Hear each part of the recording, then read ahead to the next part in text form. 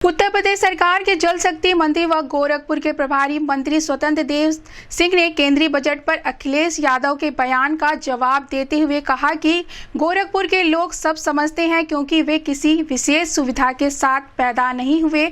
उन्होंने कहा, गोरखपुर के किसी भी वार्ड में जाएं, चाहे मुस्लिम बहुल क्षेत्र ही क्यों ना हो, वहां आपको सैकड़ों पक्के मकान दिखेंगे।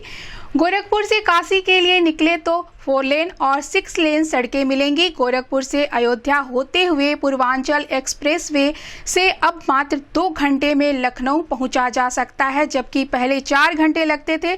पहले लखनऊ से एटा या दिल्ली जाने में 10 घंटे लगते थे, लेकिन अब यह सफ़र मात्र 2 घंटे 30 मिनट में पूरा हो जाता है। प्रधानमंत्री नरेंद्र मोदी और मुख्यमंत्री योगी आदित्यनाथ गरीबों की समस्याओं के समाधान के लिए तत्पर हैं। दिल्ली में भगदड़ की घटना पर दुख व्यक्त करते हुए उन्होंने कहा, यह बेहद दुर्भाग्यपूर्ण घटना है और इसे रोका जाना चाहिए था। दोषियों के खिलाफ कार्रवाई होगी और भविष्य में ऐसी घटनाओं की पुनरावृत्ति रोकने के प्रयास किए जाएंगे।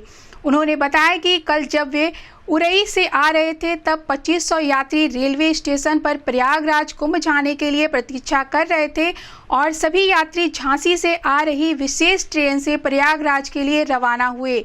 इस संबंध में गोरखपुर न्यूज से बात करते हुए उत्तर प्रदेश सरकार के जल शक्ति मंत्री स्वतंत्र देव सिंह ने कहा, आप यहीं के रहने वाले हैं, आप जमीनी को समझते हैं, आप सोने का चम्मच लेकर पैदा नहीं हुए हैं।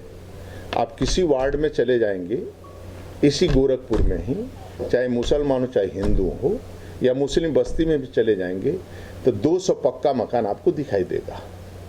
आज आप गोरखपुर से निकलते हैं काशी के लिए तो आपको 4 लेन और 6 लेन की सड़कें दिखाई देती हैं।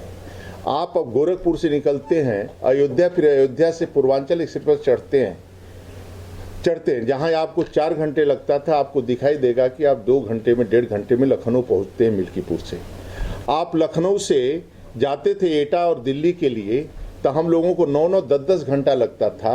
आज मैं एटा 2.5 घंटे में पहुंच जाता हूं लखनऊ से।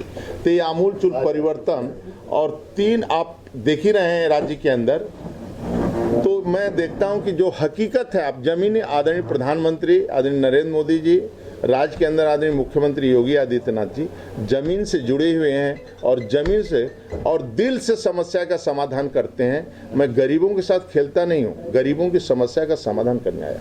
मंत्री जी, जो बजट 2025 है उसमें स्थायी रोजगार को लेकर क्या प्रावधान है और उसका क्या आने वाली युवाओं के लिए 10,000 और 50,000 वो उठा सकते हैं और पैसे जमा के देख सकते हैं।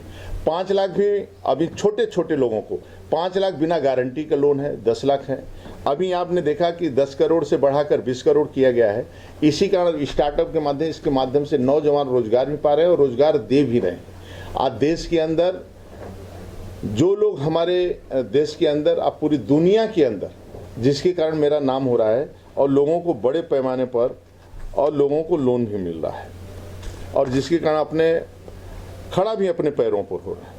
अब तुष्टीकरण की राजनीति नहीं होती है, संतुष्टिकरण की राजनीति होती है, यानी रोजगार भी और सभी प्रकार के लोगों का सुविधा दी जा रही है। और शिक्षा बड़ा हादसा हुआ है और क्या कह रहे हैं आपको? दुखद समाचार है, ये घटनाएं नहीं होनी चाहिए।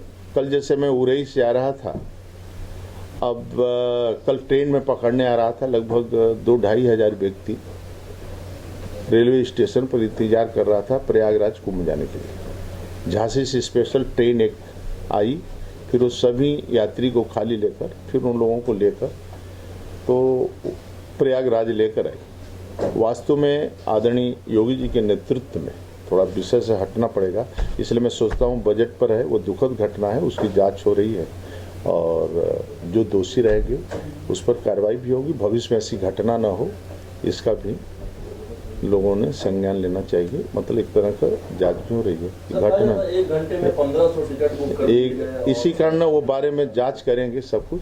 तो आप सबका मैं हृदय से स्वागत करता हूं।